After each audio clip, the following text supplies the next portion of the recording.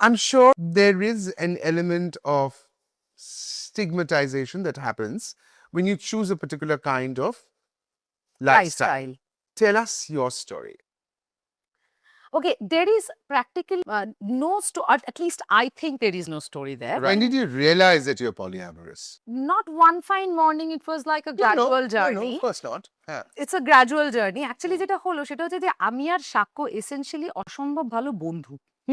শুধু জানি তো। এবার তাতে যেটা হয়েছে সেটা হচ্ছে যে এবং আরো আরেকটা জিনিস হচ্ছে আমরা আমাদের প্রেম করা, বিয়ে করা এবং বিয়ের বেশ অনেকটা পর পর্যন্ত একদম একটা ৭ সমুদ্র ১৩ নদীর পাড়ে থাকতাম। আমাদের দুজনের দুজন ছাড়া কেউ ছিল না। সো আমরা যেটা ছিল সেটা হচ্ছে আমরা খুব ভালো বন্ধু ছিলাম।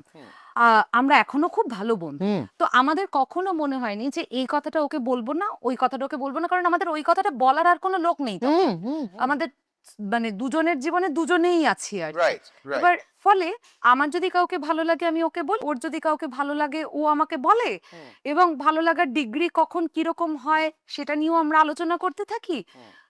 এই করতে করতে উই সাডেনলি রিয়েলাইজ যে এমনটা মানে এমনটা নয় যে একটা মানুষ তার সারা জীবনে সত্যি সত্যি আহ, একজনকেই পছন্দ করবে, মানে এটা না খুব অর্গানিক্যালি এসেছে, এরকম নয় যে মানে এরকম হতেই পারে যে একটা মানুষ সারা জীবন একজন মানুষকেই পছন্দ করছে, সেক্সুয়ালি পছন্দ করছে, রোমান্টিক্যালি পছন্দ করছে। বাহ। আবার এরকম হতেও পারে যে একটা মানুষ একাধিক মানুষকে পছন্দ করছে, এবং তখন এটা হতে হতে এইরকম একটা আলোচনা হয়েছিল যে তাহলে তো এটা নিয়ে কোনো মরাল ডিলেমা থাকার কথা না। হতেই তো পারে যে আমার অন্য কাউকে ভালো লাগছে, তোর অন্য কাউকে ভালো লাগছে, বা এক্স এর অন্য কাউকে ভালো লাগছে, ওয়াই এর অন্য কাউকে ভালো লাগছে, যখন X and Y are partners. অসুবিধাটা কোথায়? তাহলে লোকেরা এটা নিয়ে এত ত্রাহি ত্রাহি রব করে কেন?